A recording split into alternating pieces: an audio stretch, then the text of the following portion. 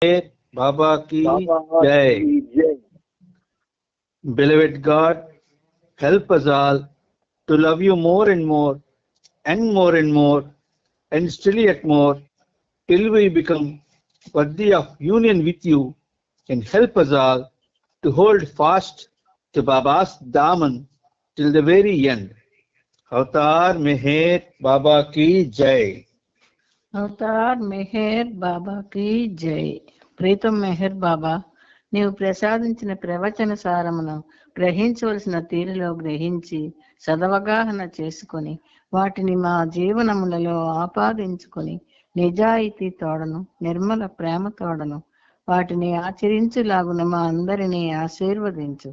అట్టి ఆచరణయుత జీవన శైలిలో జీవించినట్లు మా అందరినీ అనుగ్రహించు. అవతార్ మెహర్ బాబా కి జై.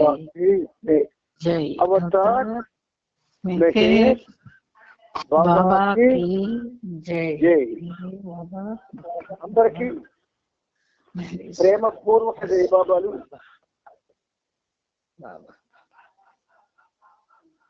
మెహర్ బాబా యొక్క సాన్నిధ్య భాగ్యం ఈ సహజీవనంలో మనకి రోజు ఆయన అందిస్తున్నాడు. అందుచేత ఆ దయామయునికి, ఆ సర్వోన్నతునికి మనందరి తరపున, ప్రపంచ భక్త కోటి తరపున శత సహస్ర కోటి పాదాభివందనాలను సమర్పిస్తూ, ఇందులో భాగంగా మనం ప్రభు చరిత్రం 10వ భాగం చదువుకుంటూ అవసరమైన చోట్ల విశ్లేషణ చేసుకుంటూ ప్రయాణాన్ని సాగిస్తూ ఉన్నాం. ఆ క్రమంలో 4287వ పేజీలో మీద పేర చెప్పుకొని ఆ దిగువన ఉన్నటువంటి జ్ఞానం గురించి చెప్పుకున్నాం. కానీ దాన్ని మళ్ళీ ప్రస్తావించుకుంటున్నటువంటి అగత్యం ఉన్నది కాబట్టి శ్రీబాబు జ్ఞానం గురించిన మొత్తం విషయం ఇదే అన్నది గురించి మళ్ళీ ప్రారంభిస్తాడు ఆయన. జై బాబా. అవతార్ మెహర్ బాబాకి జై. నానా అవతార్ మెహర్ బాబాకి జై. జ్ఞానం గురించిన మొత్తం విషయం ఇదే. భగవంతుడు మాత్రమే ప్రేమించదగినవాడు కనుక నా ప్రకారం నిజమైన జ్ఞానాన్ని పొందడానికి భగవత్ ప్రేమ మాత్రమే అత్యంత ఉత్తమమైన సాధనం. ఆ ఉదయం జ్ఞానం గురించిన ప్రవచనం పూర్తయ్యాక బాబా ముగింపుగా ఇలా అన్నారు: జ్ఞానం ఎల్లప్పుడూ మనకు తెలియకుండానే ప్రాప్తిస్తుంది. భగవంతుడు దయాసాగరుడు. అవధులు లేని ఆయన దయాగుణాన్ని ఊహించడం అసాధ్యం. కొంతమంది తాము చాలా బాధలను అనుభవిస్తున్నామని, ఆయన అయినా ఇంకా భగవంతుని కృప తమపై వర్షించలేదనే భావనలో ఉంటారు. కానీ నిజానికి అనంత దయాసాగరుడైన ఆ భగవంతుని కృపను పొందేందుకు అవసరమైనంత సంసిద్ధత వారిలో లేకపోవడమే వారి పరిస్థితికి అసలు కారణం.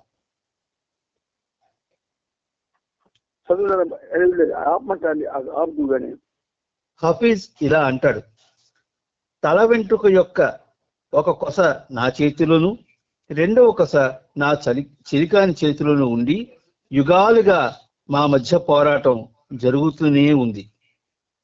కానీ సమయం ఆసన్నమైనప్పుడు, అవసరమైనంత సంసిద్ధత కలిగి ఉన్నప్పుడు ఆ వ్యక్తి ఆ క్షణంలో ఎట్టి పరిస్థితుల్లో ఉన్నప్పటికీ, ఏమి చేస్తున్నప్పటికీ జ్ఞానం దానికదే ప్రాప్తిస్తుంది. ఇక్కడ కాపునా కొంచెం ఇప్పుడు మనం ఏం చేద్దామంటే కొంచెం మళ్ళీ చదివింది విన్నది ఒక్కసారి పునశ్చరణ చేసుకోవడానికి ప్రయత్నం చేద్దాం. అంటే ఇది సాక్షాత్తు మహోన్నతుడు చెప్పినటువంటి జ్ఞాన వాక్యాలు. ఆ మహోన్నతుడు అని అనడానికి కూడా భయం వేస్తుంటుంది ఒక్కొక్కసారి. ఎంతటి మహోన్నతుడో తెలియకుండా మహోన్నతుడు అన్న మాటను ప్రయోగిస్తే దానివల్ల ప్రయోజనం ఏంటుంటుంది? అంతేక సర్వోన్నతుడు, మహోన్నతుడు ఇలాంటి పదాలు బయటికి అనడానికి, ఉచ్చరించడానికి కూడా ఒక్కొక్కసారి పరిమితి జలుస్తూ ఉంటుంది. ఇక్కడ భగవంతుడు మాత్రమే ప్రేమించదగినవాడు అంటారు బాబా. భగవంతుడు మాత్రమే, ఓన్లీ అన్న మాట వాడాడు ఆయన. మనం అన్ని ప్రేమిస్తున్నాం. మనం ప్రేమించదే లేదు, ప్రేమించినటువంటి వస్తువు కానీ ప్రేమించినటువంటి మనిషి కానీ లేడు. భగవంతుడు మాత్రమే ప్రేమించదగినవాడు.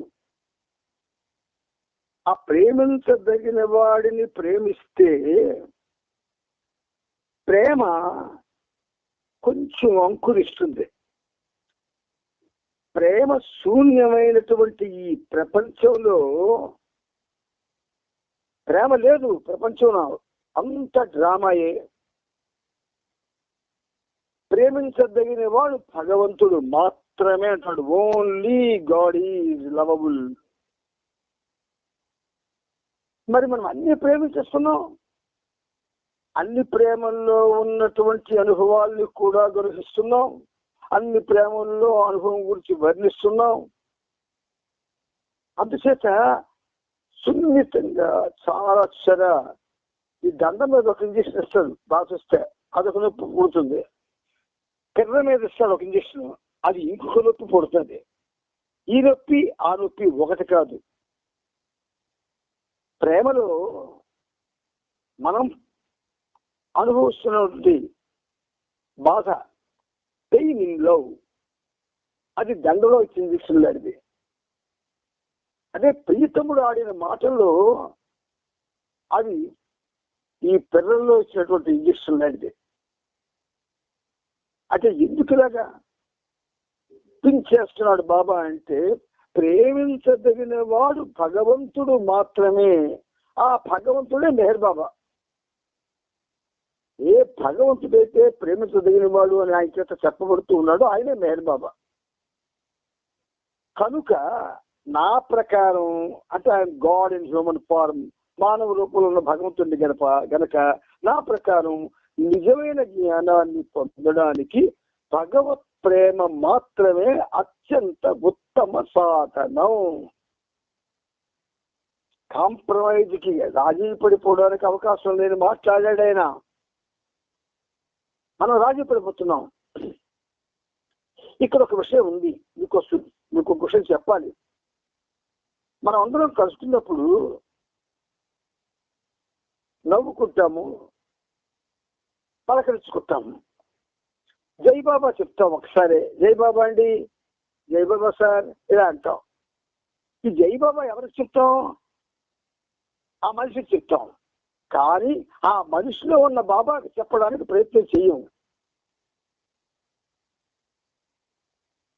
ఇది ఒక విధంగా అలవాటు చేసుకుంటేనే అలవాటు అవుతుంది, లేకపోతే అవ్వదు. జై బాబా ఆ హృదయం ఇలా పట్టుకొని, హృదయంలో ఆయన ఉంటాడు కాబట్టి ఆ హృదయం మీద ఒక చెయ్యి వేసి, లేదా 2 చేతులు హృదయం మీద వేసి జై బాబా అని చెప్తే హృదయంలో ఉంటాడు కాబట్టి ఆయన స్వీకరిస్తాడు. ఆ ఎదురుగుండా ఉన్న మనిషి స్వీకరించినా ఒకటే, స్వీకరించకపోయినా ఒకటే. ఎందుకంటే ఇద్దరు ముఖాలు ఈ భౌతిక ప్రేమతోనే నిండిపోయి ఉంటాయి. కానీ ఆయనది భౌతిక ప్రేమ కాదు, ఆధ్యాత్మికమైనటువంటి అతి ఉన్నతమైనటువంటి అతి ఉన్నత ప్రేమకు సంబంధించింది ఆయన ప్రేమ. అందుచేత ఇక్కడ నిజమైన జ్ఞానాన్ని పొందడానికి భగవత్ ప్రేమ మాత్రమే అత్యంత ఉత్తమ సాధనము.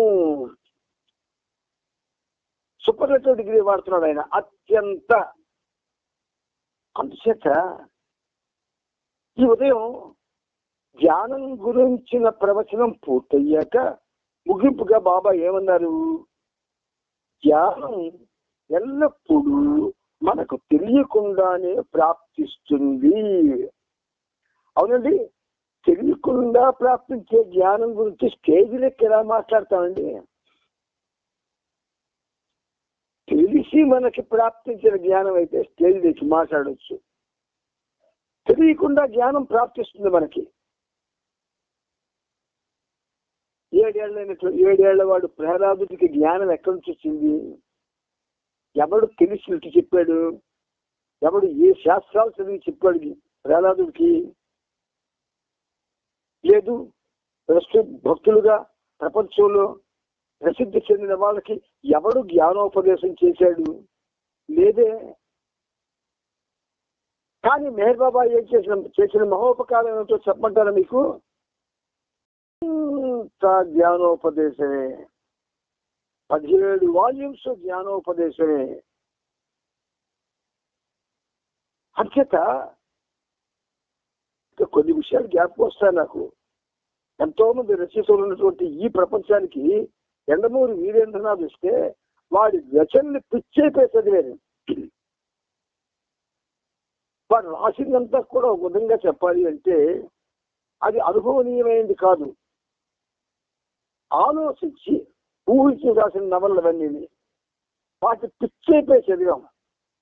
మరి భగవంతుడే ఒక రూపాన్ని ధరించి ఆ రూపానికి తానే తన భక్తుల చేత మెహర్ బాబా అనిపించి, ఆ మెహర్ అంటే ప్రేమ, బాబా అంటే తండ్రి అనే దాని యొక్క నిర్వచనం చెప్పి మనకి 17 గ్రంథాలు ఇచ్చాడు. అంటే 18, 18 ఒకటి చేశాడు. ఈ 18 గ్రంథాలు ఎన్నిసార్లు చదివితే మాత్రం మనకు అందులో ఉన్న జ్ఞానం మనకు అందుతుంది. ఒకసారి ఆలోచించండి. లార్డ్ మ్యారీ 8 వస్తే ఆ 8 వచ్చిన 2-3 మాసాలు ఒక ఆయన మేము చదివిసామండి, పూర్తి చేసామండి అన్నాడు. నేను ఆయనకి మనసులోని జోహార్లు అర్పించుకున్నాను. ఎందుకంటే అంత జ్ఞాని అన్నమాట ఆయన. ఈ 17-18 వాల్యూమ్స్ కూడా మేము చదివిసామండి, మాకు తెలుసునండి అంటే వాళ్ళు మహాజ్ఞానులు. కానీ అది ప్రాప్తించిన జ్ఞానం కాదు, ప్రాప్తింపజేసుకున్న జ్ఞానం. నీకు నువ్వు నాకు వచ్చేసింది జ్ఞానం అని. అందుచేత జ్ఞానం ఎల్లప్పుడూ మనకు తెలియకుండానే ప్రాప్తిస్తుంది. భగవంతుడు దయాసాగరుడు, అవతులు లేని దయాగుణాన్ని, అన్బౌండెడ్ కైండ్నెస్ అంటాడు ఆయన. ఆ దయాగుణాన్ని ఊహించడం అసాధ్యం. నీకేం జరుగుతుందో తెల్లవారులేసి రాత్రి వరకు నీ పాఠక కార్యక్రమాలన్నీ నువ్వు చేస్తున్నావు అనుకుంటున్నావు. కాదు, ఆయన చేయిస్తున్నాడు నీ చేత. Bear it in mind. తెల్లవారు నుంచి మనం చేసే కార్యక్రమాలు మనం చెయ్యట్లేదు, ఆయన చేయిస్తున్నాడు. ఎందుకు? మనం ఆయన్ని ప్రేమిస్తున్నాం గనక, ప్రేమించడానికి ప్రయత్నం చేస్తున్నాం గనక. అదే గోరాకుంబరులాగా ఆయనకి పూర్తిగా పడి సరెండర్ అయిపోతే ఆ ఇంట్లో పనులు కూడా ఆయన చేస్తాడు. అందుచేత కొంతమంది తాము చాలా బాధలు అనుభవిస్తున్నామని అయినా ఇంకా భగవంతుడు కృపతమపై వర్షించలేదనే భావంలో ఉంటారు. భగవంతుని కృప అది మన మీద ఎలా పడుతుంది? కృప, ఆయన కృపని మనం పొందేటట్టుగా ఆయన దగ్గర ప్రవర్తిస్తున్నామా? ఆయనతో జీవిస్తున్నామా? ఆయన్ని ప్రేమిస్తున్నామా? ఆయన కోసం ఏం చేస్తున్నామని. కానీ నిజానికి అనంత దయాసాగరుడైన ఆ భగవంతుని కృపను పొందేందుకు అవసరమైనంత సంసిద్ధత వారిలో లేకపోవడమే వారి పరిస్థితికి అసలు కారణం అంటున్నాడు ఆయన. ఆ కృపను పొందడానికి మనలో సంసిద్ధత ఉండాల. సంసిద్ధత అని ఇంగ్లీష్లో ఏమంటారు? ప్రిపేర్డ్నెస్ అంటారు. పరీక్ష దగ్గర పడుతున్నాయి ఏప్రిల్లో అంటే పిల్లలు ప్రిపేర్ అవుతారు. ఏమిటి ప్రిపేర్ అవుతారు? ఎన్ని సబ్జెక్టులు అయితే వాళ్ళు విన్నారు అవన్నీ కూడా, అందులో ఇంపార్టెంట్ అవన్నీ కూడా చదువుకొని ఇంకా ఒక విధంగా మాస్టర్లు కాన్సన్ట్రేట్ చేసి చెప్పడం కూడా చదువుకొని ఫుల్ గా ప్రిపేర్ అయితేనే వాళ్ళు పరీక్ష రాయగలరు. ఇక్కడ మనం ఆయన కృపను పొందడానికి మనం సంసిద్ధతతో ఉండాలి. ఎప్పుడు ఎలాంటి సంసిద్ధత? తెల్లవారి నుంచి రాత్రి పక్క మీదకి వెళ్ళే వరకు కూడా నువ్వు బాబాతోనే ఉండాలి. ఆటలు ఆడతాడు నీతోటి, పాటలు పాడతాడు నీతోటి, నువ్వు రాస్తుంటే నీ పక్కన కూర్చొని రాయిస్తాడు ఆయన, నువ్వు ఆలోచిస్తుంటే నీ ఆలోచనలు కూడా ఆయన రేకెత్తిస్తుంటాడు. నువ్వు అనుకుంటున్నావు, నువ్వు చేస్తున్నావు, నువ్వు కాదు చేయవలసింది ఆయన. ఎందుకంటే మన అందరి ద్వారా ఉన్నది ఆయనే కదా. మీరు లేరు. 10 స్టేట్స్ ఆఫ్ గాడ్ లో 6వ స్థితిలో నేను మీ రూపాల్లో ఉన్నాను అన్నాడు ఆయన. అది మనకి ఇప్పటికి కూడా అర్థం కావడం లేదు. ఎవరికి కూడా కౌన్సిల్ తాతలకి అర్థం కావట్లేదు, చిన్నపిల్లలకి అర్థం కావటం లేదు. అందుచేత అవసరమైనంత సంసిద్ధత ఉంటే వాళ్ళకి మాత్రమే కృప వస్తుంది, లేకపోతే రాదు. ఏదో రోగం వచ్చింది తగ్గించాడు, ఓ బాబాకి నా మీద కృప ఉంది అనుకోకండి. ఏదో బాధ వచ్చింది తగ్గిపోయింది, అది బాబా కృప అనుకోకండి. బాబా కృప అంటే నీకు భౌతికమైన ఇవ్వడాయన ఆత్మజ్ఞానం ప్రసాదిస్తాడు, ఆత్మానుభూతి ప్రసాదిస్తాడు. అంతేగాని జ్వరం తగ్గించడం, రోగం తగ్గించడం ఇవన్నీ చేయడు. డబ్బులు ఇవ్వడం ఇలాంటివి చేయడు. ఆయన వ్యక్తి పరిస్థితులు చేయడు. చేస్తే సామాన్యుడు అయిపోతాడు, సర్వోన్నతుడు అవ్వలేడు. అందుచేత హఫీజ్ అంటాడు, ఈ పరిస్థితికి అసలు కారణం ఏమిటట? తల వెంట్రుక యొక్క ఒక కొన నా చేతిలోను, రెండవ కొన నా చెలికాని చేతిలోని ఉండి యుగాలుగా మా మధ్య పోరాటం ఉంటగా జరుగుతూనే ఉంది అంటాడు. ఎంత బాగా చెప్తారు చూడండి. ఆయనకి చేసి రుణం తెచ్చుకోలే మనం. ఈ కనిపించే ఈ జగత్తంతా కూడా ఒక తల వెంట్రుకలేండి. దాని యొక్క ఒక కొన వీడి చేతిలో ఉందనుకుంటున్నాడు. హఫీజ్ తనకు ఆపాదించుకున్నాడు. ఒక కొన హఫీజ్ చేతిలో ఉందట. ఆ మరొక కొన ఆయన చెలికాడు కదా, తాకి అనమంటాడు. ఆ చెలికాడు చేతిలో ఉందట ఒక కొన. అసలు హఫీజ్ చేతిలో ఒక కొన, భగవంతుడి చేతిలో ఇంకొక కొన ఉంది అంటే మనం ఎలా సృష్టిస్తాం? కానీ అంటే ఇందులో మరొక అర్థం కూడా ఉంది. ఆధ్యాత్మిక మార్గం ఒక కొన, భౌతిక మార్గం ఇంకొక కొన. ఆ భౌతిక మార్గం మన చేతిలో ఉంది. ఆ కొన, ఆ ఆధ్యాత్మిక మార్గానుభవాన్ని ప్రసాదించేటటువంటి ఆ రెండవ కొన ఆయన దగ్గర ఉంది. ఈ రెండింటికి మధ్య యుగాల నడువుగా, యుగాల నుంచి యుగాలుగా పోరాటం జరుగుతుందంటాడు ఆయన. తగాఫార్ అంటారు దాన్ని. అందుచేత మనం ఏమవ్వాలా? మన చేతిలో ఏది లేకుండా మనం దేనికి అంటకుండా ఉండగలిగితే అలా ఉన్నవాళ్ళు చాలా ధన్యులు. కానీ ప్రేమమయుడు కదా, కింద మినహాయింపు చెప్తుంటాడు. కానీ సమయం ఆసన్నమైనప్పుడు, అవసరమైన సంసిద్ధత కలిగి ఉన్నప్పుడు ఆ వ్యక్తి ఆ క్షణంలో ఎట్టి పరిస్థితుల్లో ఉన్నప్పటికీ, ఏమి చేస్తున్నప్పటికీ జ్ఞానం దానికదే ప్రాప్తిస్తుంది.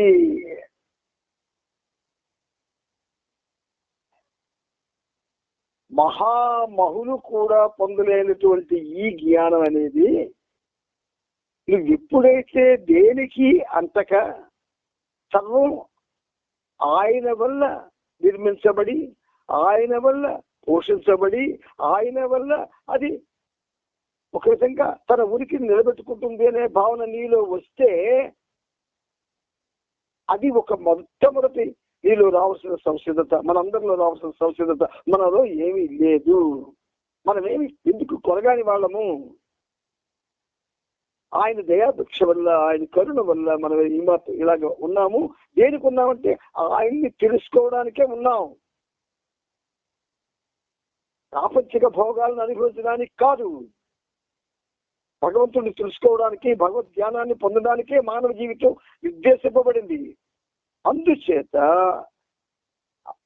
అటువంటి వ్యక్తి సంసిద్ధత కలిగింటే అలాగా క్షణంలో ఎటువంటి పరిస్థితుల్లో ఉన్న జ్ఞానం దానికదే ప్రాప్తిస్తుంది. అందుకని ఇంతవరకు మనం చదువుకున్నవి చాలా అద్భుతమైన విషయాలు బాబా మనకి ఈ పుస్తకంలో ఇక్కడ చూసారా, ఊహ అనే వలలో జ్ఞానం అనబడే డేగ ఎన్నటికీ చిక్కదని 4284 పేజీ, 4285 పేజీ, 4286 పేజీ, 4287 పేజీ, 4 పేజీలు చెప్పాడు ఆయన. ఈ 4 పేజీలు ప్రతిరోజు కూడా చదువుకుంటే ఖచ్చితంగా అంటే బాబా నీ పక్కన ఉంచుకో, బాబా నీ పక్కన ఉండాలి. నువ్వు చదువుతున్నప్పుడు ఈ పరిస్థితులు కానీ నీ తాలూకా ఘోషగా, ఇప్పుడు ఘోష కదా, అది లేదు ఇది లేదు, అది కావాలి ఇది కావాలి, ఇది చెయ్యాలి అది చెయ్యాలి, ఇందుక ఘోష. ఏంటి మనం చేయగలం చెప్పండి? ఏమి చేయలేం. అందుచేత ప్రతిరోజు ఈ 4 పేజీలు చదువుకోండి. మీకు చాలా, ఎందుకంటే అంతేకాదు మరొక ఒక విధంగా ఆయన ఎంత ప్రేమ ఏంటంటే మనల్ని ఒకరికొకరు జత చేసాడు. మనలో అందరూ ఒకలాగా లేము, గుర్తించుకోండి. ఒకరు కేవలం అందరితో పాటు మనం విందామని వస్తే, మరొకరు విద్య మధ్య కదా తప్పులేదు కదా అన్న భావన, ఇలా రకరకాల భావాలతో మనం ఈ సహజీవనాన్ని సాగిస్తున్నాం. కేవలం నేను భౌతిక ప్రపంచంలో నేను లేను, ఉన్నది ఆయనే అన్న భావంతో ఎవరు లేవు. ఇప్పుడు ఆ భావన వచ్చేయాల, ఆ భావన రావాలి. ఆ భావన నీరు వచ్చినప్పుడు ప్యాటర్న్ ఆఫ్ లైఫ్ మారిపోతుంది నీకు తెలియకుండా. అది జ్ఞానం. అప్పుడు జ్ఞానికి ప్రాప్తిస్తుంది అన్నాడు. నాన్న ముందుకెళ్ళానా బంగారం? తాను ప్రతి ఒక్కరిని మరుసటి రోజున ప్రత్యేకంగా విడివిడిగా కలుస్తానని మధ్యాహ్న భోజనానికి వెళ్లే ముందు బాబా వెల్లడించారు. ఇంకా చెబుతూ, నా స్వంత పని కొరకే మీ అందరినీ అలా విడివిడిగా కలవడం జరుగుతుందే గాని మీ వ్యక్తిగత కష్టాలకు సంపూర్ణ వినడానికి మాత్రం కాదు.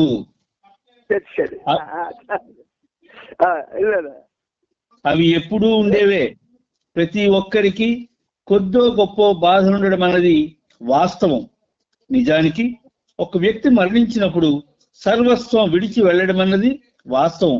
అలాగే తాను చేస్తున్న కార్యక్రమాలు అవి ముఖ్యమైనవైన కాకపోయినా, లేదా అవి పూర్తి అయినా కాకపోయినా అన్నింటినీ వదిలిపెట్టి వెళ్లాల్సిందే కదా. ఇది ఎంతటి తమాషానో కదా అన్నారు.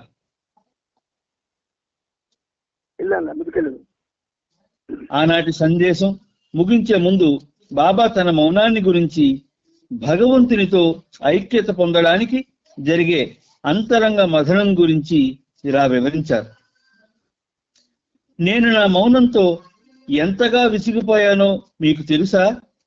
ఈ మౌనాన్ని వదిలి నా మనసులోని మాటను మీ అందరితో చెప్పాలనే ఆ క్షణం ఎంతగా తప్పించిపోతున్నానో తెలుసా? మీ బాధలు కష్టాలు నాకు చెప్పుకుంటారు, కానీ నా గోడి ఎవరు వింటారు? బాబా, నీవు అనుభవ జ్ఞానం, భగవంతుని అనంతత్వం యొక్క అనుభవం కలవాడు కదా అని మీరంటారు. కానీ మరి నా బాధలు నా కష్టాలు కూడా అనంతంగానే ఉంటాయి. భగవంతుడు ఒక్కడే సత్యము, మిగిలినదంతా భ్రాంతి. భగవంతుడు ఒక్కడే, మనమంతా ఆయనలో, ఆయనతో ఒకటై ఉన్నాము. ఈ విషయం మన అనుభూతి ద్వారా తెలుసుకోవాల్సి ఉంటుంది. అదే సృష్టి యొక్క పరమార్థం. ఈ ఘర్షణ లేదా పోరాటం అంతా ఆ అనుభవం పొందడానికే.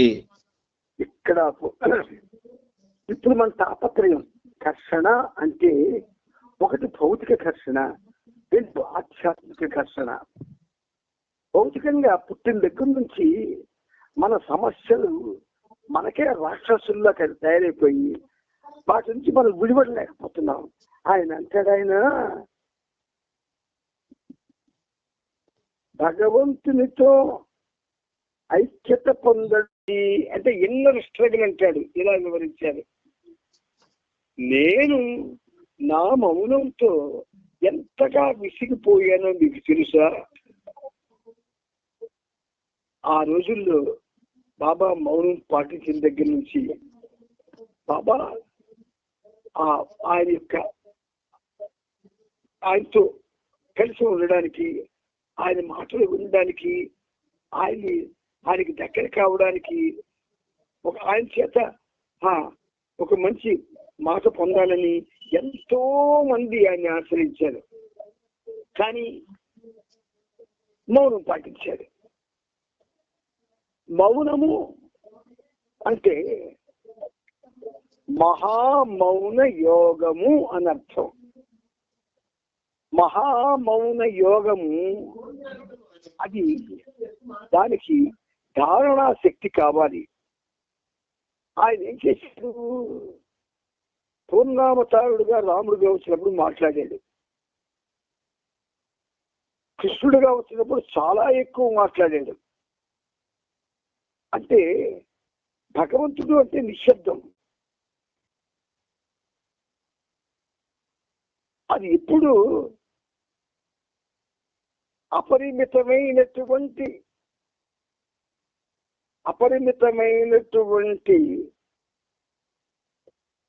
శబ్దం లేని పరిస్థితిలో ఉంటుంది. అపరిమితమైన శబ్దరహిత స్థితి. అది అపరిమితమైన శబ్దరహిత స్థితి భగవంతుడి. అటువంటి వాడు రాముడిగా వచ్చినప్పుడు మాట్లాడాడు, ఎదపడ్డాడు. కృష్ణుడిగా వచ్చినప్పుడు మాట్లాడాడు, ఎదపడ్డాడు. నానా బాధపడ్డాడు కృష్ణుడిగా వచ్చినప్పుడు. ఆయన పరస్పర విరుద్ధమైన రెండు శక్తులతో ఆయన జీవితంతో గడిపాడు. పరస్పర విరుద్ధమైన శక్తులు అంటే మీకు తెలుసు, భారతం చదివిన వాళ్ళందరికీ తెలుస్తుంది. అందుచేత ఇప్పుడు మళ్ళీ వచ్చేసాడు. ఇక్కడ పరస్పర విరుద్ధం అంటే రెండు లేవు. ఉదాహరణకి చెప్తున్న అంశం అండి, దీన్ని గాఢంగా తీసుకోకండి. ఎన్ని మెహర్ బాబా సెంటర్లు ఉన్నాయో అన్ని మెహర్ బాబా సెంటర్లో కూడా ఘర్షణలు ఉన్నాయి. ఎన్ని మెహర్ బాబా సెంటర్లు ఉన్నాయో అన్ని మెహర్ బాబా సెంటర్లో ఆధిపత్యపు పోరులు ఉన్నాయి. ఎన్ని మెహర్ బాబా సెంటర్లు ఉన్నాయో అన్ని మెహర్ బాబా సెంటర్లో అనేక రకాలైన తాపత్రయాలు ఉన్నాయి.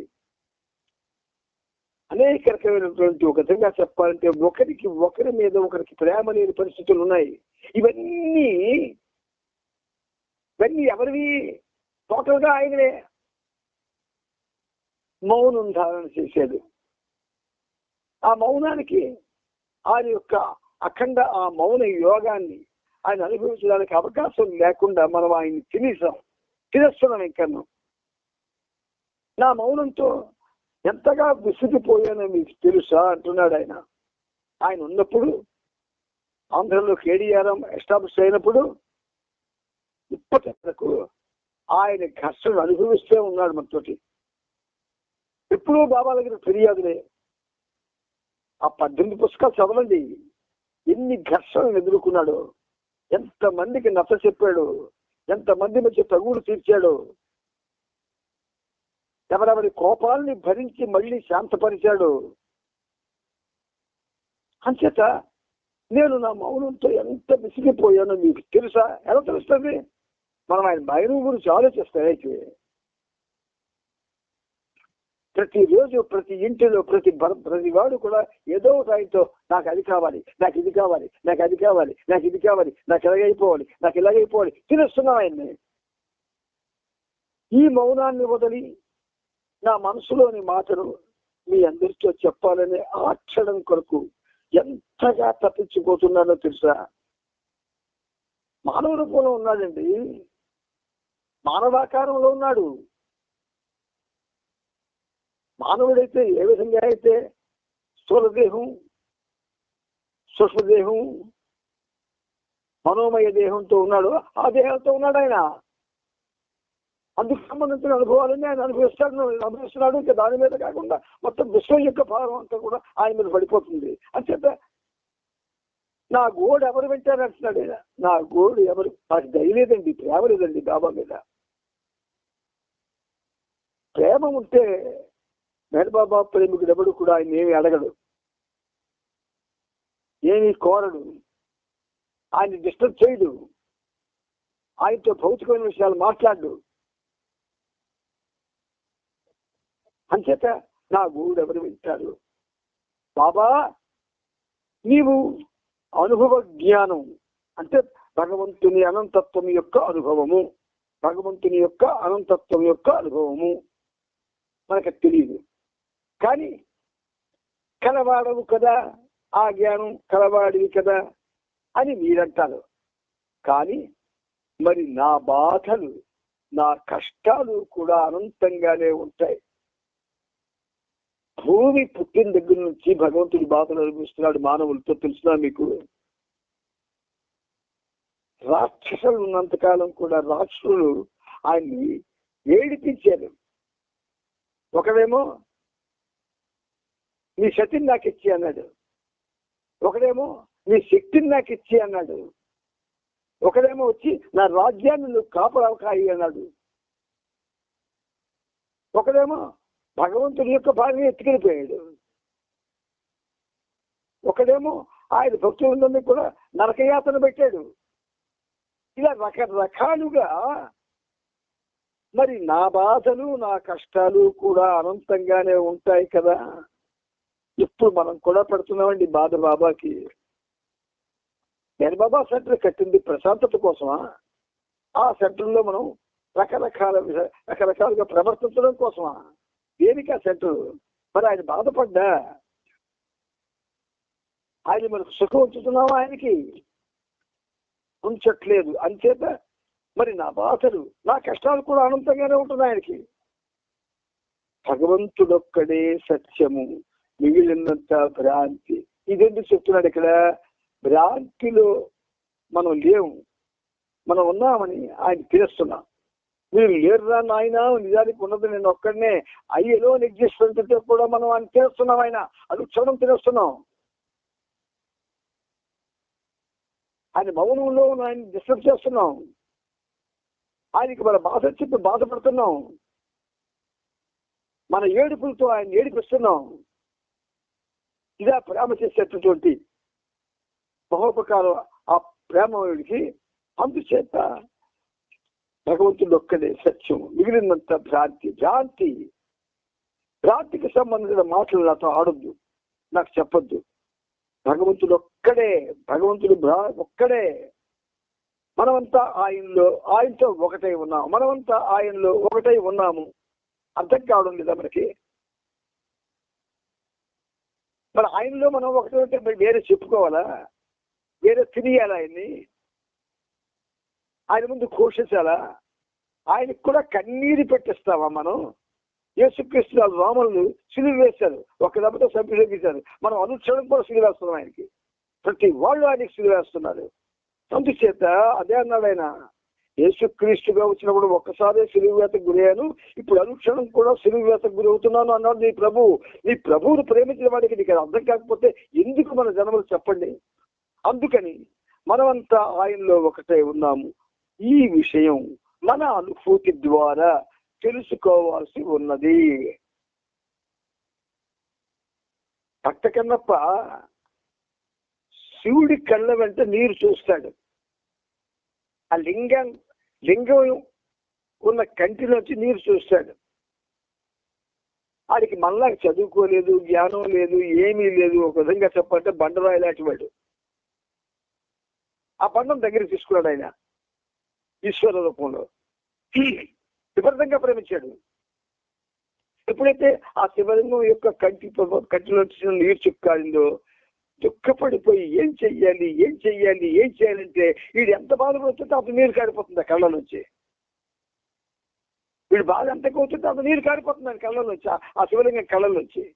ఇక లాభం లేదు, వీడికి ఫ్రెష్ కళ్ళు ఇచ్చేయాలి అని చెప్పి దానికేమో ఒక పాదం అక్కడ పెట్టి కుడి కన్ను దగ్గర ఒకసారి ఎడం కన్ను దగ్గర పెట్టి వీడికి 2 కళ్ళు పీకేసి ఆ కళ్ళు దీన్ని అర్థం చేసుకోవడానికి మరి ఎన్ని యుగాలు పడుతుంది? ఈ విషయాన్ని ఎన్ని జన్మలు పడుతుంది? ఆయన్ని ప్రశాంతంగా ఉంచుతున్నావా? ఉంచడం లేదు, కానీ అవసరం. బాబా అంటున్నాడు భగవంతుడు ఒక్కడే, మనమంతా ఆయనలో ఒకటే ఉన్నాము. ఈ విషయం మనం అనుభూతి ద్వారా తెలుసుకోవాలి. ఏ అనుభూతి? ఆయనకి ప్రపంచంలో ఉన్న కొంతమంది అదృష్టవంతులైన మానవులకు ఉన్న సంబంధాలు మనం ఒకసారి తెలుసుకోవాలి. అదే సృష్టి యొక్క పరమార్థం. ఈ ఘర్షణ లేదా పోరాటం అంతా ఆ అనుభవం పొందడానికి. మనం చేస్తున్న ఏ పనిలో కూడా ఆయన్ని సంతోషపరిచే పని ఒక్కట్లేదు. చెప్పండి. ఏ విధమైన ఏ విధంగా సంతోషపడుతున్నాం? సంతోషం లేదు. మీ గమ్యాన్ని చేరడానికి అవతారులు మానవులకు సహాయం చేస్తారు. ఈ ఆఖరి వాక్యం ఇక్కడతో మనకి టైం అయిపోయింది కాబట్టి ఆపేస్తున్నాను నేను. దయచేసి ఆయన గోల్ ఎలాగూ మనకు అర్థం కాదు, కనీసం ఈ పనిముట్టు గోలైనా కొంచెం అర్థం చేసుకోండి. ఈ పనిముట్టు లోపల ఎంత బాధపడితే మీతో ఇంత గాఢంగా చెప్తుందో ఆలోచించుకోండి. ఆయన చెప్పిస్తున్నాడు ఆయన. అందుచేత ప్రియమిత్రులారా, బాబాని సంతోషపరచడానికి ప్రయత్నించండి. అన్నిటికంటే ముఖ్యంగా నిన్ను సంతోషపరచుటకు మాకు అర్హత కలిగినట్లు ఆశీర్వదించడం రోజు చదువుతున్నాం అందరూ. ప్రశ్నించుకోవడం లేదు, ఏం సంతోషపడుతున్నాము. దయచేసి దీన్ని తెలుసుకొని, ఏదో బాధ ఆయన మీద ప్రేమతో వచ్చింది, బాధ బయటికి మాటల రూపంలో తన్నుకు వచ్చేస్తుంది. అంచేత దీనికి బాధపడకండి, అర్థం చేసుకోండి. ఆయన వచ్చింది మనల్ని ఒక విధంగా తనంత వాడిగా చేయడానికి అంటాడు ఆయన. అలా గమకక్కర్లేదు. ఆయన సంతోషపడితే చాలు. అవతార్ మెహర్ బాబాకి జై. నాన్న టైం అయిపోయింది. ఆ పెద్ద పరమాత్మ ఆరుహం పొందడానికి దగ్గర ఇక్కడ పెట్టుకొని ఉన్నాడు. జై బాబా నాన్న, జై బాబా. అవతార్ మెహర్ బాబా की జై. జై జై బాబా అందరికి జై బాబా అండి. అవతార్ మెహర్ బాబాకి జై బాబా అందరికి జై మెహర్ బాబా. జై బాబా అందరికి జై బాబా అందరికీ జై బాబా.